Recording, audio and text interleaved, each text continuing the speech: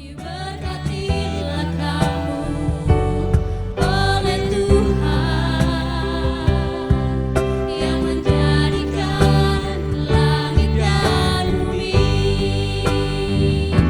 Diberkatilah kamu oleh Tuhan yang menjadikan langit dan bumi.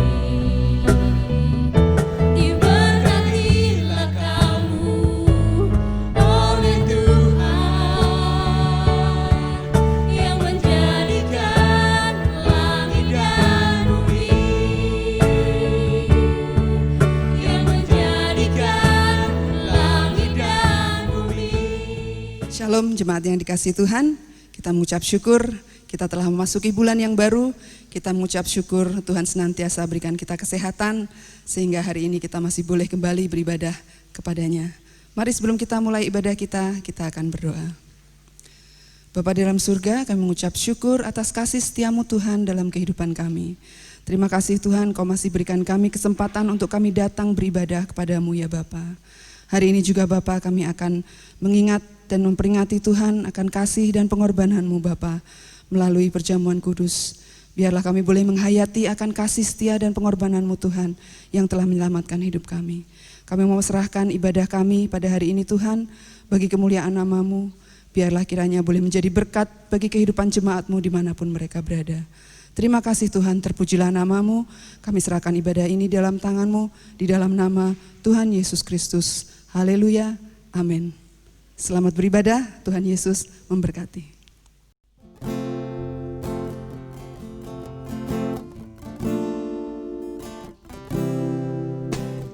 Tuhan pelita hidupku, terang jalanku, Engkau penolongku. Kini jiwaku memuji, tiada terlagi Engkau yang di hati. Ku tinggikan Kau Allahku di atas mezbah syukurku. Tinggallah dalamku, penuhi hatiku. Ku agungkan Kau Yesusku di sepanjang umur hidupku. Nyatakan kemuliaan-Mu saat ku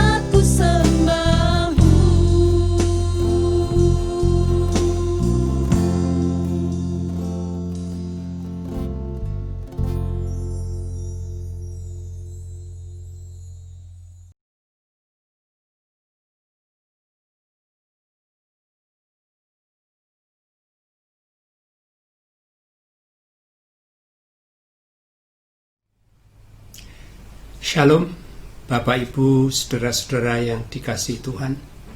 Saat ini kita akan bersama-sama merenungkan firman Tuhan yang diambil dari surat Ibrani pasal yang ke-12. Mari kita berdoa bersama-sama. Bapa, terima kasih kami bisa berkumpul kembali, diberi kesempatan untuk bersama-sama mendengar firman Tuhan. Kami mohon berkat-Mu supaya kami dapat mempelajari, menyimpan, dan melakukannya dalam hidup sehari-hari. Kami berdoa di dalam nama Tuhan Yesus. Amin. Baik, saudara-saudaraku yang dikasihi Tuhan, kita akan membaca surat Ibrani 12 ayat 1 dan 2 dan 14 yang demikian bunyinya. Ayat 1. Karena kita mempunyai banyak saksi bagaikan awan yang mengelilingi kita, marilah kita menanggalkan semua beban dan dosa yang begitu merintangi kita dan berlomba dengan tekun dalam perlombaan yang diwajibkan bagi kita.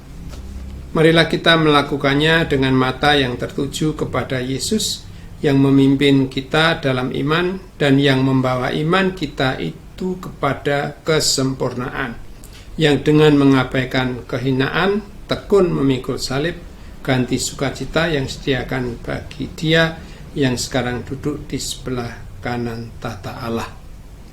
Ayat 14.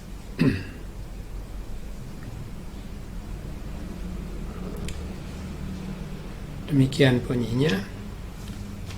Berusahalah hidup damai dengan semua orang dan kejarlah kekudusan, sebab tanpa kekudusan tidak seorang pun akan melihat Tuhan. Demikianlah pembacaan firman Tuhan. Berbahagialah setiap saudara yang mendengar dan melakukannya dalam hidup sehari-hari.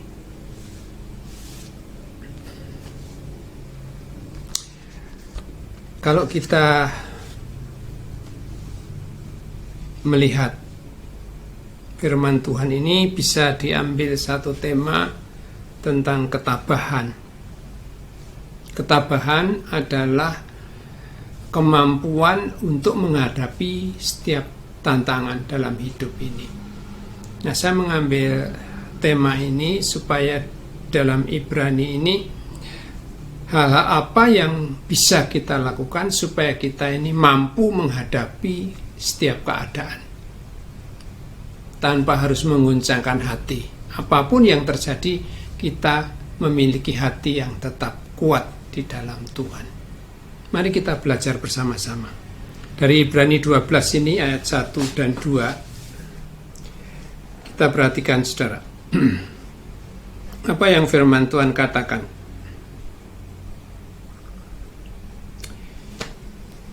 Ayat 1. Karena kita mempunyai banyak saksi bagaikan awan yang mengelilingi kita, marilah kita menanggalkan semua beban dan dosa yang begitu merintangi kita.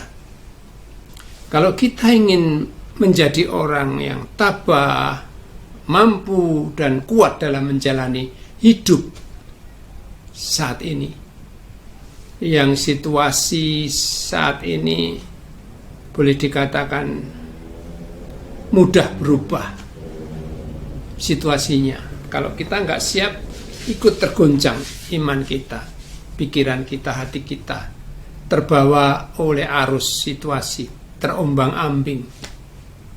Tetapi nasihat firman Tuhan ini, bagaimana supaya kita tabah? Kalau diambil dari Ibrani 12 ini, ayat 1,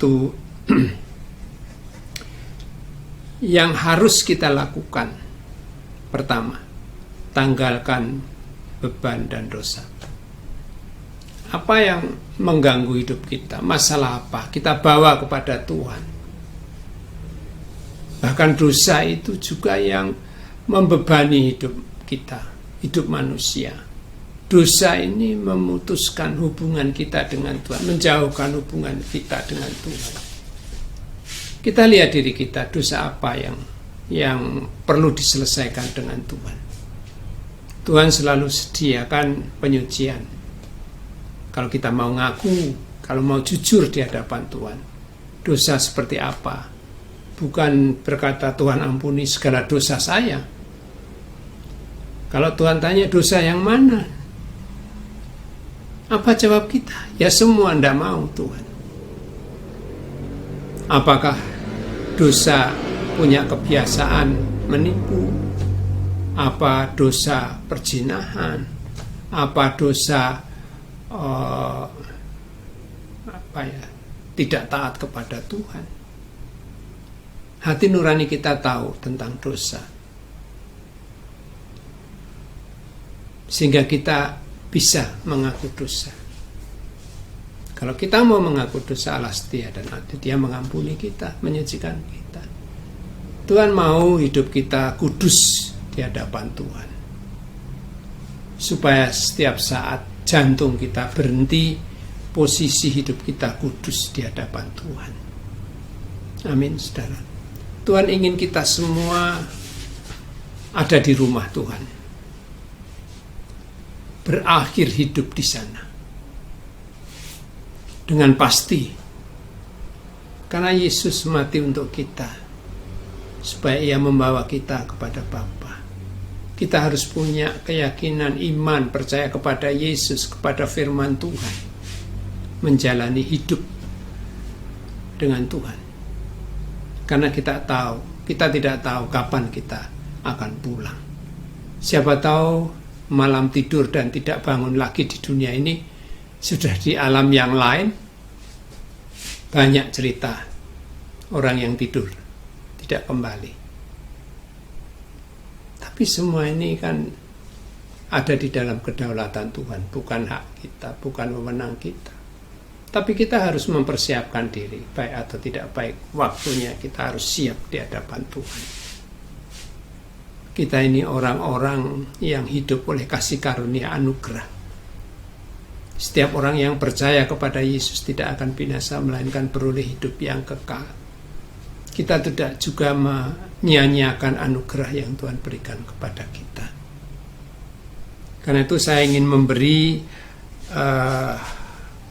menyampaikan nasihat firman Tuhan untuk kita tetap tabah di dalam menghadapi apapun juga di dunia ini. Artinya tabah itu kita tetap konsisten iman kita kepada Tuhan apapun yang terjadi. Bukan karena istilahnya enggak doa pagi, enggak saat teduh, enggak bertemu dengan Tuhan oleh karena banyak masalah, enggak. Hubungan kita dengan Tuhan tidak bisa dipengaruhi dengan hidup kita. Justru dengan hidup kita ini, hidup kita dipengaruhi supaya bisa lebih dekat dengan Tuhan. Bagaimana caranya? Saudara, kita tidak punya waktu panjang di tempat ini, tapi saya ingin menyampaikan beberapa hal. Ada 3 nasihat untuk bisa tetap hidup kuat, tabah di dalam menghadapi tantangan dunia saat ini. Saya akan membacakan dari Ibrani 12 ayat 1 dan 2 saja. Karena kita mempunyai banyak saksi bagaikan awan yang mengelilingi kita, marilah kita menanggalkan semua beban dan dosa yang begitu merintangi kita dan berlomba dengan tekun dalam perlombaan yang diwajibkan bagi kita. Marilah kita melakukannya dengan mata yang tertuju kepada Yesus, yang memimpin kita dalam iman dan yang membawa iman kita kepada kesempurnaan, yang dengan mengabaikan kehinaan tekun memikul salib ganti sukacita yang disediakan bagi Dia yang sekarang duduk di sebelah kanan tahta Allah. Saudara, dari Ibrani 12 ini, hal yang pertama, mau tidak mau, kita harus tanggalkan beban kita, yaitu dosa. Kita mau hidup tanpa dosa. Kita mau hidup kudus bagi Tuhan. Karena firman Tuhan mengatakan, demi kemurahan Allahku menasihatkan kamu, supaya kamu mempersembahkan tubuhmu sebagai persembahan yang hidup, yang kudus, dan yang berkenan kepada Tuhan. Itu adalah ibadahmu yang sejati. Kita mau persembahkan ibadah kita dengan hidup kudus. Kita bisa hidup kudus karena Tuhan selalu berfirman, jika kita mengaku dosa, Allah setia adil yang mengampuni dan menguduskan kita dari segala kejahatan. Tinggal pengakuan kita, kejujuran kita di hadapan Tuhan. Itu yang pertama. Tanggalkan beban dan dosa. Tinggal mengaku, Tuhan menerima dan mengampuni dan menguduskan kita. Ini dari 1 Yohanes 1 ayat 9. Yang kedua, dengan menjalankan hidup dengan mata yang tertuju kepada Yesus. Jadi hidup kita ini menyesuaikan dengan firman Tuhan. Arahan hidup kita berdasarkan pimpinan Tuhan. Apa yang kita lakukan dengan hati, mata hati bagi Yesus. Kita melakukan sesuatu bagi kemuliaan Dia. Ini yang kedua. Jadi kita bisa tahu apakah yang kita lakukan ini menyenangkan hati Tuhan atau tidak. Kita tahu. Kalau menyenangkan puji Tuhan, kalau tidak mengaku dosa, kita perbaiki hidup kita. Kalau kita membaca firman Tuhan ini mengajari kita untuk hidup sesuai dengan firman Tuhan. Karena itu tekunlah dalam membaca kitab-kitab suci dan merenungkannya supaya kita hidup berkenan di hadapan Tuhan senantiasa. Ini yang kedua. Menjalankan hidup dengan mata yang tertuju kepada Yesus. Yang ketiga, ayat yang ke-14.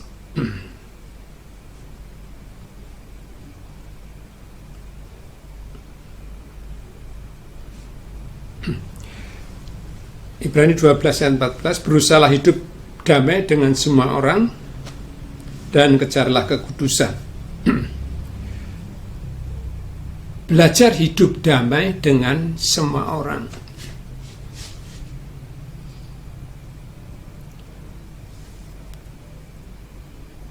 Bagaimana supaya kita bisa hidup damai dengan semua orang?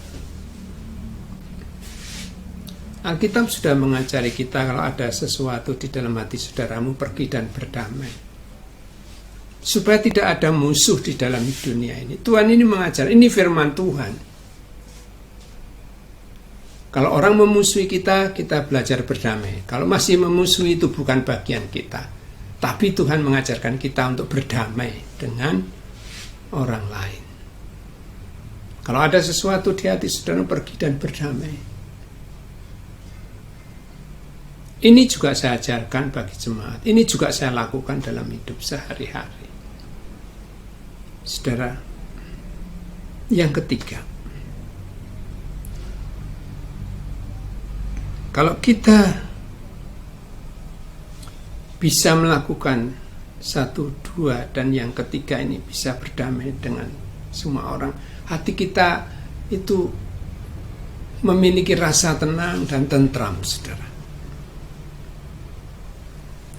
Kalau yang pertama, tanggalkan beban dan dosa ini diri kita sendiri. Kita beres dengan Tuhan. Kalau kita sudah beres, kita melakukan hidup kita sesuai dengan firman Tuhan, apa yang kita baca, kita tahu, kita lakukan, kita beres dengan Tuhan. Yang ketiga, hidup damai dengan semua orang. Kita pastikan bahwa hidup kita ini tidak punya musuh di tengah dunia ini. Kalau dimusuhi lain, kita nggak punya musuh. Kita belajar dari firman Tuhan. Ya memang kalau ada sesuatu di dalam hati saudara kita yang kita lihat bahwa saudara kita tidak suka, kita pergi dan berdamai. Bagian kita selesai. Saudaraku yang dikasihi Tuhan, memang hanya ada 3 hal ini bagaimana kita bisa memiliki kekuatan, bisa tabah dalam menghadapi kehidupan tantangan dunia saat ini, khususnya hubungan satu dengan yang lain dalam situasi sekarang ini. Jadi saya akan ulangi dan sebagai renungan penutup. Dari Ibrani ini pasal 12 ayat 1 dan 2. Tanggalkan beban dosa. Dosa itu membebani dengan cara pengakuan dosa di hadapan Tuhan. Itu yang pertama. Yang kedua,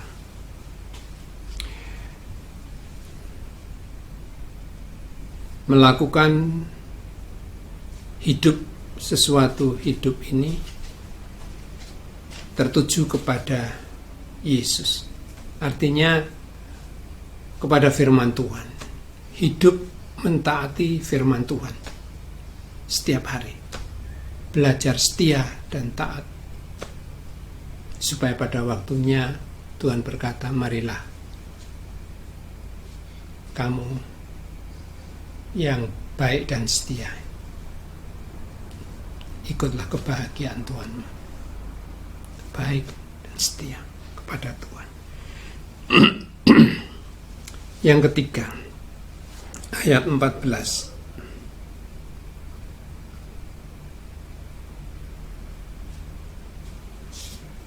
Berusahalah hidup damai dengan semua orang. Mari kita merangkul, berdamai dengan semua orang. Musuh kita, kalau kita dimusuhi, berdamai, kasih. Ini firman Tuhan. Ini bukan karangan saya. Tapi kita menjalani apa yang Tuhan mau. Kita rame-rame jalani. Supaya kita mampu menjadi orang yang kuat di dalam menjalani hidup ini. Tidak menjadi orang yang seperti gelombang, terombang-ambing kemana, mudah tertiup angin kemana-mana. Kita menjadi kuat di dalam Tuhan, walaupun seolah-olah badai menerpa. Tuhan berjanji beserta kita. Kalau kita memiliki 3 hal ini menurut Ibrani. Yang pertama, tanggalkan beban dan dosa. Yang kedua, menjalankan hidup dengan firman Tuhan, dengan mata yang tertuju kepada Yesus. Yang ketiga, hidup berdamai dengan semua orang. Saya yakin Tuhan memberkati kita. Amin. Mari kita berdoa. Tuhan, terima kasih untuk firman-Mu ini dari surat Ibrani pasal 12 ayat 1 dan 2 dan ayat 14 yang mengajar kepada kami bagaimana hidup menjadi kuat dan tabah di dalam menghadapi setiap tantangan. Kami bersyukur karena kami bisa bersama-sama merenungkan dalam situasi pandemi saat ini. Namun kami tetap berdoa buat pemerintah yang sedang bekerja keras untuk menangani semua ini. Berkati mereka, Presiden Jokowi dan semua aparat pemerintah untuk mengambil bagian dalam penanganan masalah-masalah negara. Berkati mereka, beri kesehatan yang baik buat mereka. Terima kasih, berkati gereja-gereja Tuhan di seluruh Indonesia khususnya dan di dunia pada umumnya. Tuhan Yesus, terima kasih, kami mengucap syukur untuk bisa merenungkan bersama-sama firman Tuhan ini dari Ibrani 12. Kami juga berdoa untuk jemaat Tuhan di Gereja Nazaren di Sonopakis. Berkati semua umat Tuhan, di mana kami semua beribadah masing-masing, belum bisa berkumpul, tapi kami percaya kami semua diberkati oleh persekutuan di mana saja. Terima kasih, kami mengucap syukur untuk firman-Mu saat ini. Di dalam nama Tuhan Yesus kami berdoa. Amin.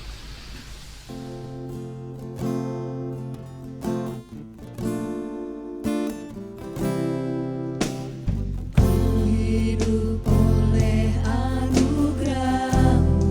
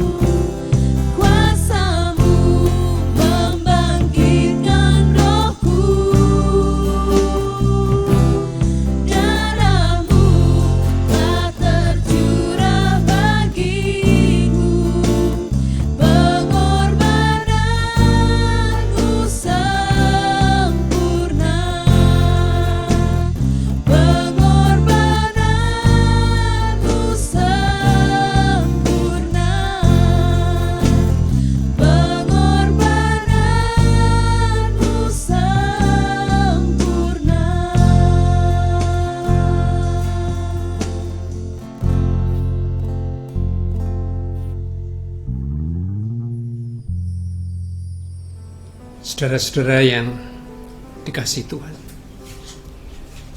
ini waktunya kita memperingati kematian Tuhan dengan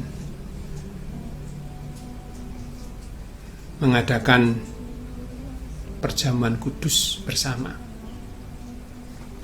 supaya saudara-saudara mempersiapkan roti dan anggur masing-masing di rumah yang telah dibagikan. Kita akan makan dan minum perjamuan bersama. Biar Tuhan yang memberkati kita, supaya perjamuan ini sungguh-sungguh bisa dirasakan bagaimana tubuh Tuhan kita Yesus Kristus yang hancur, disiksa sampai mati di kayu salib, darahnya tercurah. Karena itu roti dan anggur ini melambangkan tubuh dan darah Tuhan yang akan kita peringati, supaya kita tetap ingat bagaimana hidup kita ini berharga. Tuhan Yesus rela menderita untuk kita, sampai mati untuk kita. Karena itu mari kita, saudara, ambillah roti. Semua sudah siap. Kita berdoa bersama-sama. Tubuh Tuhan kita Yesus Kristus yang telah dipecah-pecahkan bagi kita dan sampai mati di kayu salib untuk menebus dosa kita. Saat ini kami ingin peringati bersama-sama. Roti ini sebagai lambang tubuh Tuhan yang dipecah-pecahkan untuk kita, supaya kita senantiasa ingat bahwa Yesus menderita dan mati untuk kita semua yang percaya, supaya kita semua memiliki hidup kekal, tinggal bersama Bapa di surga. Roti ini sebagai lambang tubuhnya, mari kita akan makan bersama-sama sambil mengucap syukur kepada Tuhan Yesus Kristus. Mari kita makan.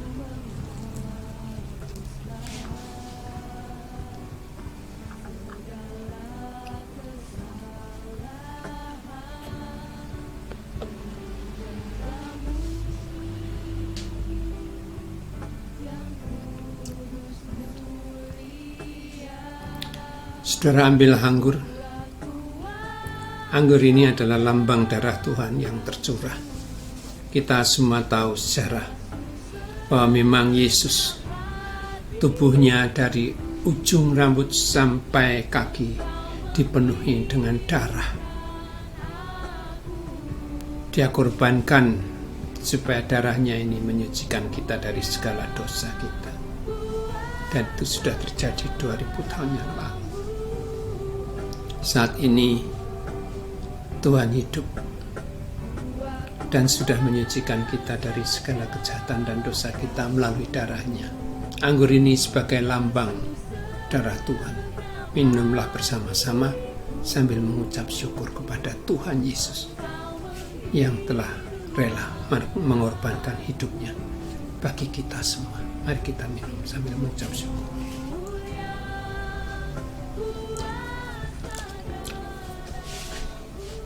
Baik, kita berdoa. Tuhan Yesus, terima kasih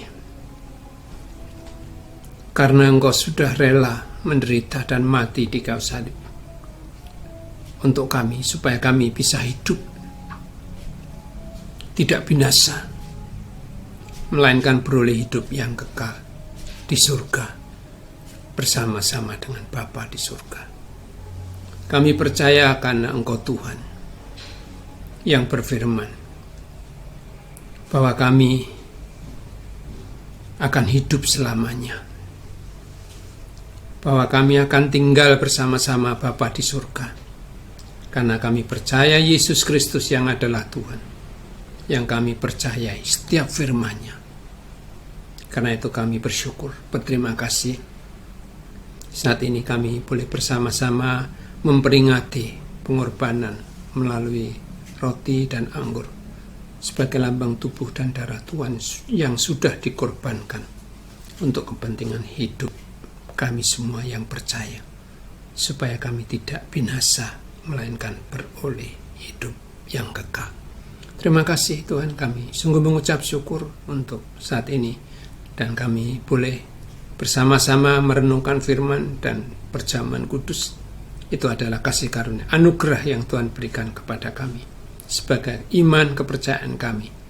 Di dalam nama Tuhan Yesus kami berdoa. Amin. Saudara-saudara, ibadah dan perjamuan kudus telah selesai. Karena itu terimalah berkat dari Tuhan. Kasih karunia dan anugerah serta berkat dari Tuhan Yesus Kristus akan menyertai saudara sekarang sampai selama-lamanya. Amin. Tuhan Yesus memberkati. Sampai kita berjumpa di lain kesempatan.